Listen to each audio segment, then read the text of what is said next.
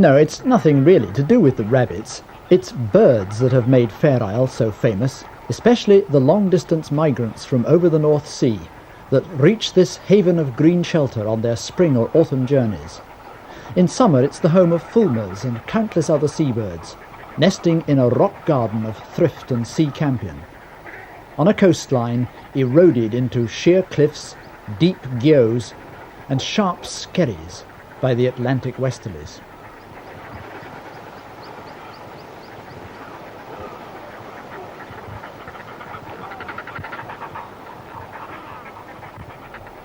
The North Cliffs are patterned with stacks, in a summer seascape that is mild and misty and seldom very calm.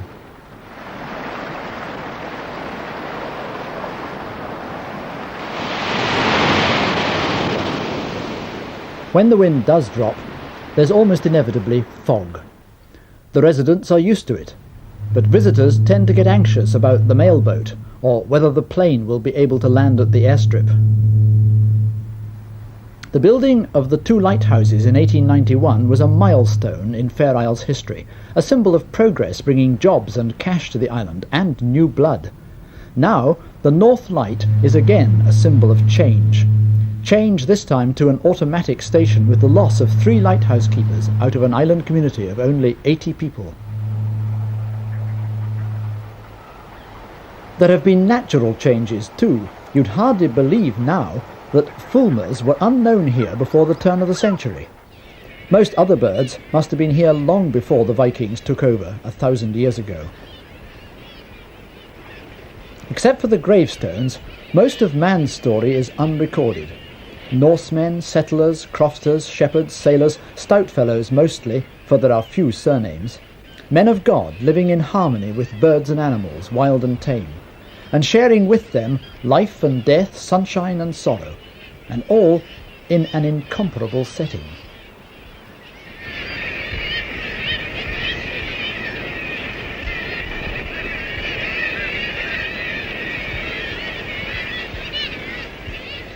In the South Harbour below the burial ground, a host of gentle kittiwakes gathers to preen and pass the time of day. Like most birds that nest in close colonies, they're noisy and sociable.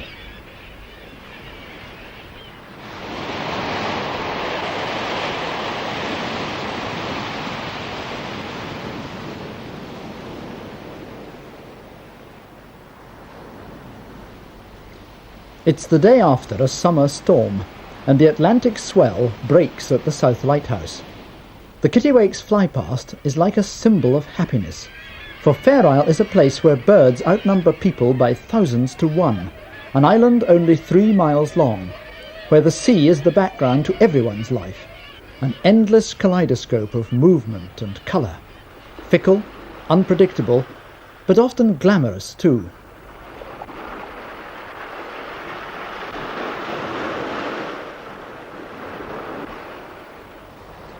The west coastline may look picturesque, but look how the wind and weather have shattered it. It's a reminder of some of the drawbacks of island life, like the wind. That suits the fulmar well enough when the updraft at Malcolm's Head makes a cliff-top cushion of air for him to float on. But remember the winter gales.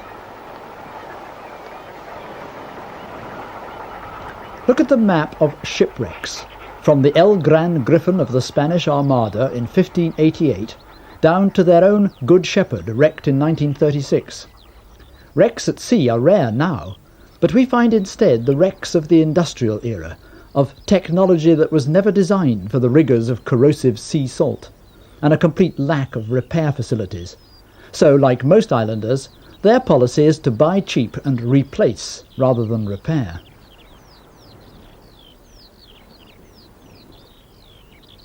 Even the local authority didn't think it worthwhile to ship out their road roller on the last repair job, which is why they had to bring in this new one for the latest bit of new road to the restored croft of Buster.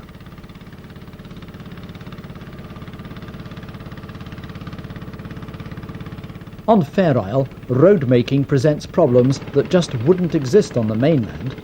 Yet all the roads are tarmac and carry a surprising number of vehicles, for it's the kind of place where transport makes a world of difference. So in fact, The inhabitants get quite used to the traffic. It can be a pretty bumpy ride down the West Road to the South End Crofts, past Stoneybrick and the shop to the post office. So, they're determined to make the new road the best yet. Hard work, a bit of ingenuity, and the correct technique solve many problems. In this case, cold tar spray and a hand-operated pump. It's laborious, but it's effective, and it earns 3 households at least some part-time earnings.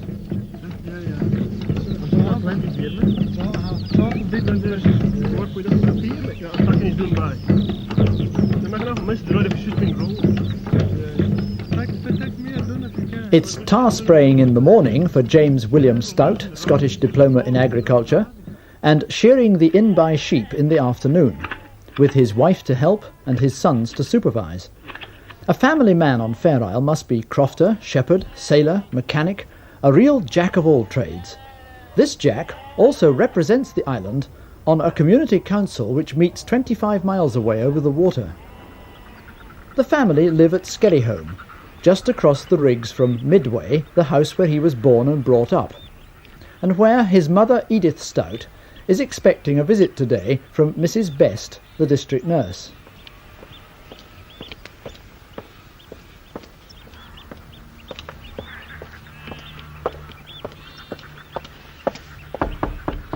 You'll seldom find a Fair Isle housewife idle. Like most of the knitters, Edith's order book for her handmade Fair Isle knitwear is booked up for at least a year's work. And when you see the quality of it, it's no wonder.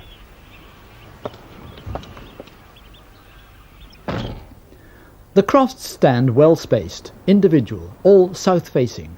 Sherver, Low, Midway, Hoole, Scoulton, Coy, Taft, the old village hall, and then the chapel outlined against the shadow of the Sheep Craig. Sunshine on Saturday, rain and wind on Sunday morning. But it makes little odds to this congregation. They turn out regardless. To the chapel in the morning, and when they have a resident lay missionary, it could be to the kirk in the evening, and whatever the weather. For the children from the Haw and Skerryholme, it's no distance home after Sunday school to see to the new kittens. The Haw is one of the oldest houses, originally the Laird's house, resplendent with crow-stepped gables. Bill and Margot Murray from Glasgow took it on in 1974 and now plan to build nearby the first new house this century. Perhaps young Roddy will become a weaver like his dad one day. He and his twin sister Ailsa are 2 out of a dozen pupils in the primary school, and there are plenty younger children to ensure the school's future, though there'll never be enough boys to make a football team. But there are advantages in a small school where each pupil gets almost individual attention. Here at the end of the summer term, the whole school turns out to release into a pond the tiny frogs that they've reared in the school aquarium, and all under the watchful eye of Rod Thorne, their enterprising teacher. Children are an island's future. A well-run shop is part of its present. The Holloways came from Kent to Orkney first and then to Fair Isle to run the general store. It's a vital service to the community, but opening hours must be tailored to demand. Sherver is the communications nerve centre of the island, though it's an automatic telephone exchange. Here at least visitors can get the Fair Isle postmark on their letters. And they might also meet Annie Thompson, who's probably the world's fastest knitter of the patterns which have made Fair Isle a household name the world over.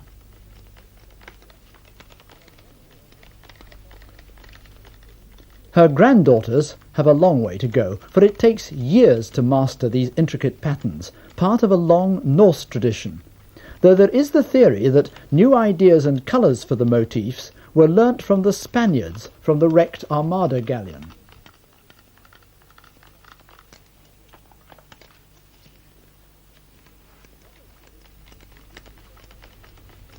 Another tradition was the use of vegetable dyes made from local plants and lichens, and their safeguard of quality is the special trademark Fair Isle Made in Fair Isle, to protect the genuine article from Fair Isle Made in Shetland or even Hong Kong. The most fade-proof are the natural colours of the sheep: white, grey, black and murret, a natural brown. Some patterns reflect aspects of island life. Some of nature: flowers, the waves of the sea, the meeting hearts pattern. The whole life of the island is there.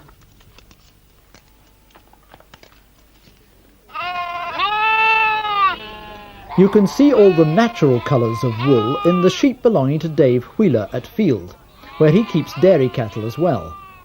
Grazing is precious, and some sheep are tethered. But all the sheep on the hill are the hardy Shetland breed. But in-by sheep have been crossed to improve the stock, some with Cheviot and some with this splendid pedigree Suffolk tup.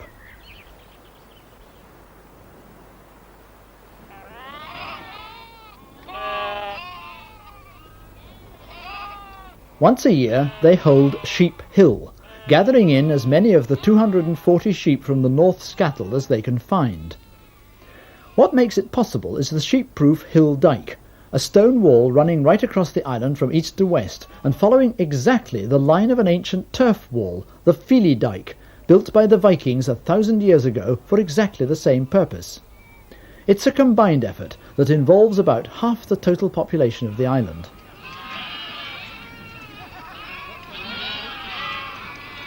Today they've managed to drive into the Crwy perhaps 3/4 of the flock, a little bit disappointing for some. But now it's all hands to the clippers.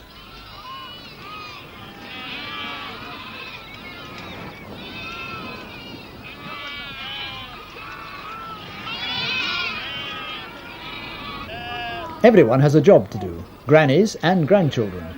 The youngsters have a lot to learn, for every croft has its own lug marks, an unwritten code vital for such a system of common grazings. Brian Stout keeps a tally of his father's flock. Andrew, that guy on the blocking in the corner. Mike Grady, he's going to Yes, it is. Hey, Andrew. Brian, Ian. Is he coming off that, Ian? No. Ian. Is he off Never was Brian and never wrecked the old Yanti. Let's finish. Yeah, I think grip and everything to it. Burning the fish off cotton, that's big. Right by the fast. Like, what's the way I think? You've got feet. That's different, isn't it? You know, what's the name? No, I said, you know. Just need to do the Yanti and all our legs of things and done this. To have a fully tight stone. It's really to open them. Yeah. It's coming up to you again. Keep it doing it in the field. Yanti. There are old hands at this job, and beginners. As visitors, we recognise both the preachers from last Sunday's services on the job, this time dealing with a rather noisier flock.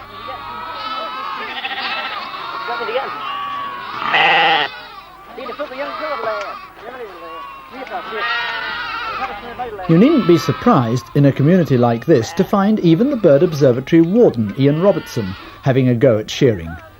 As he said, it makes a change from counting Arctic skuas and checking on their breeding success. This is a long-term study, started over 30 years ago, for skuas pose intriguing problems of genetics to scientists, and serious problems of sheep husbandry to the crofters, for they're fierce in defence of their nests and young.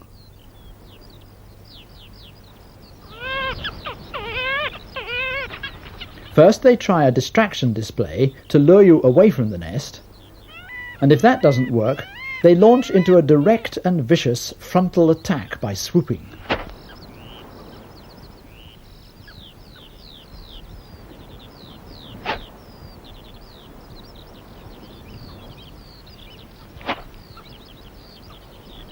No wonder the islanders complain that the skuas are a menace, and even that they keep the sheep off the best grazing. The birds are, of course, protected by law, and the islanders have shown commendable restraint, that they haven't just taken the law into their own hands. There's also a smaller colony of bonxies, or great skuas, noisy pirates that nest round the airstrip up above the Bird Observatory.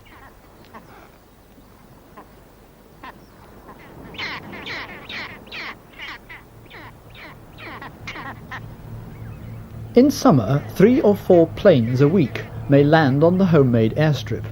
It's a godsend, not just for those who don't fancy the 3-hour mailboat crossing, but for the many official visitors for whom time is more valuable. Today it's the doctor who's expected. Next week it's the school dentist, whose annual visit is an important event, for toothache on Fair Isle is no joke if it means a long trip out to the dentist in Lerwick. Surprisingly, the Bonkses get quite used to the planes, a minor interruption to their nesting routine close to the airstrip.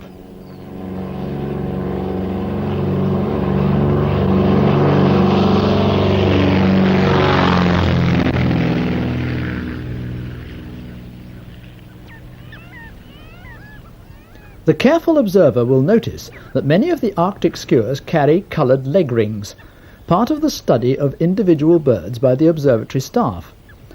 Other resident birds, like the rock pipits for instance, with their numbered British Museum rings, can be identified individually for the rest of their lives. Here's an oyster catcher marked in the same way.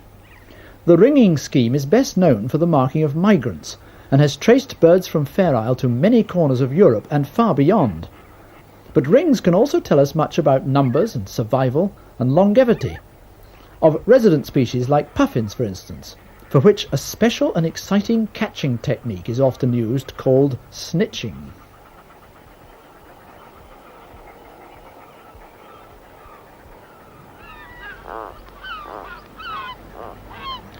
Snitching puffins involves a cautious approach with a wire hook on the end of a long bamboo pole. It's a technique that goes back to the old days of bird fowling, when seabirds were an important part of the diet of the islanders, and snitching puffins was not part of scientific research, but catching your breakfast.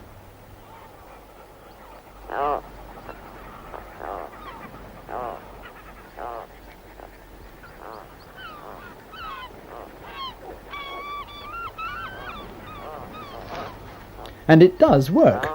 But nowadays the puffin suffers nothing worse than the indignity of being handled and having a numbered ring carefully secured round its leg with graded cutaway pliers, and being finally released back to the wild.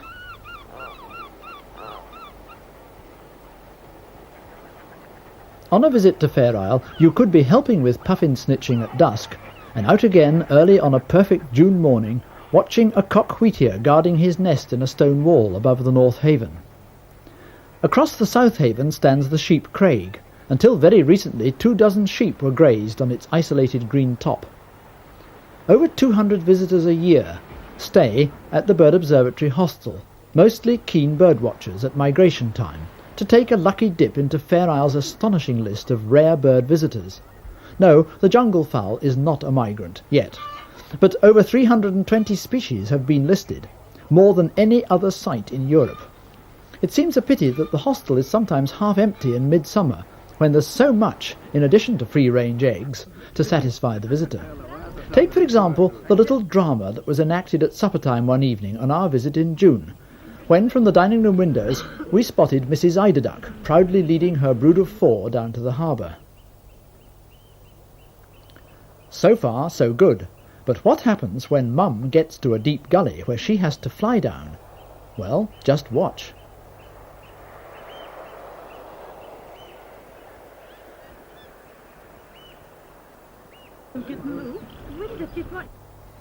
It's hard to define what is the special appeal of a holiday in Fair Isle. For some, it may start with the crossing in the mailboat from Somborough, which for others might only serve to convince them that they'll pay the dearer fare to fly out. Perhaps it's something to do with being close to nature, being able to sit and watch the Eider family, safe at last in the North Haven, with the ducklings feeding as to the manner born.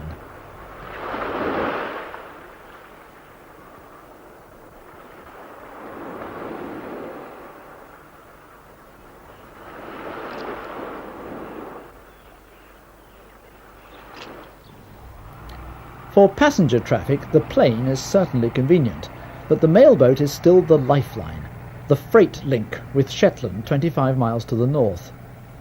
This is their third mailboat named Good Shepherd, a converted lifeboat as seaworthy and dependable as the crew who sail her, twice a week in summer, once a week in winter.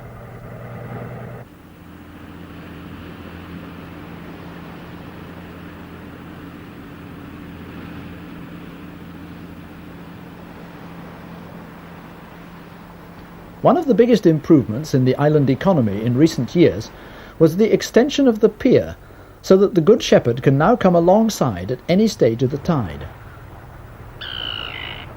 The cost was shared between the National Trust for Scotland and the local authority. Yes, some of the older generation must look back over the many such improvements in their standard of living since the National Trust took over the island in 1954.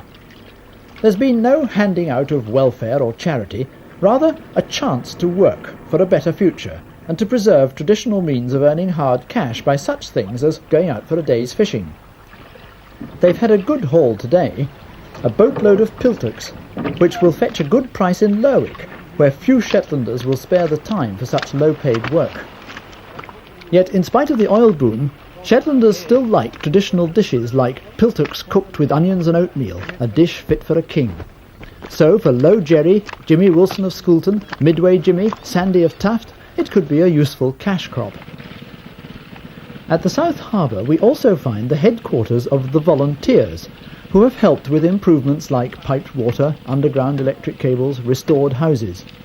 This year they're working to improve their own living quarters, using local materials to make breeze blocks. It's a lot of work, but it saves money.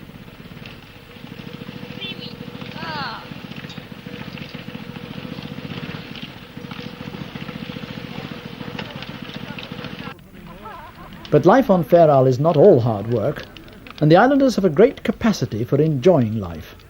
On Midsummer's Night, the Bird Observatory have organised a barbecue on the beach at North Haven. We're very nearly 60 degrees north, so it's a long, light dusk, as folk gather, and the islanders provide fish or spare ribs to cook.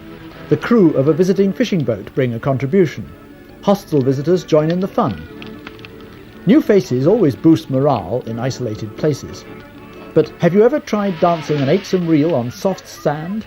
It's just got to be good for the figure.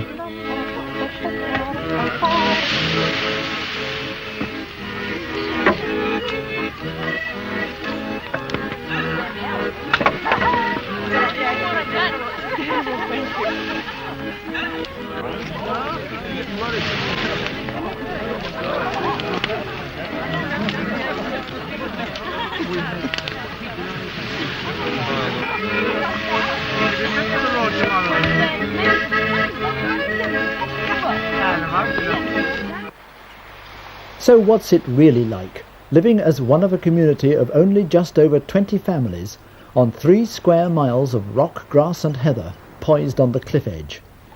At the narrowest point between Rippock and the cliffs of Reaver below Malcolm's Head, only half a mile divides the North Sea from the Atlantic. Apart from remote Fuller 40 miles further north, Fair Isle is the remotest inhabited island in Britain, and it's very much alive.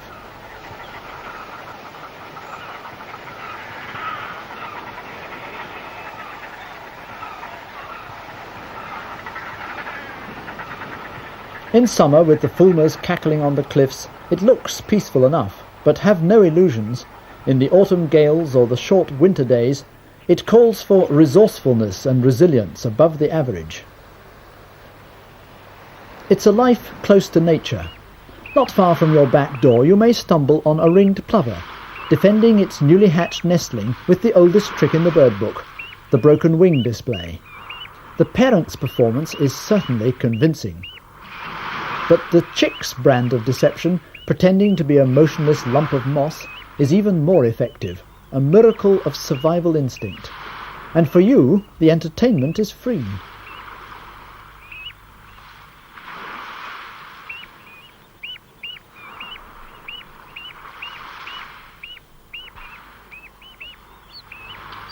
A wheatear hovers on an invisible thread, searching for food for its family. The struggle for survival is all around you, but not in terms of strikes and pickets or traffic accidents and street violence. This is a real life and death struggle for survival. A greedy gull eyes the eggs of the harmless oyster catcher. Harmless?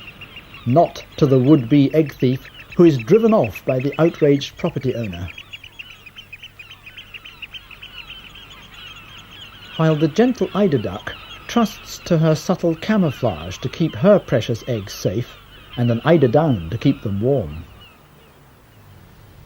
The North Light always looked a bleak place to live, the remotest on the island, and a long haul to the shop.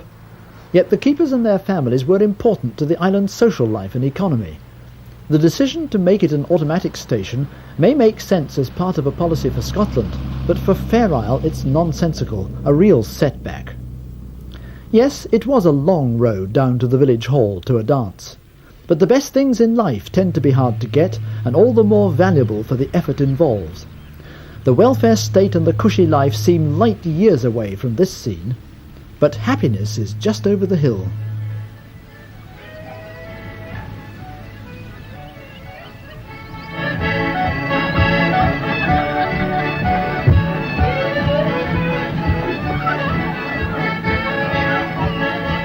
The Viking spirit is not dead.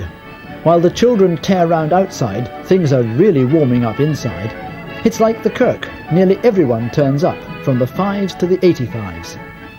There's a new village hall now. They saved £5,000 of their own good money to persuade the Scottish Education Department and other statutory and voluntary bodies and trusts to contribute the rest. The facilities will be far better, but the mums will still bring their prams. It's the only way not to miss out on the fun. Perhaps most of all, the new hall reflects the islanders' sense of priorities, a rugged determination to enjoy life, a very real life, to the full.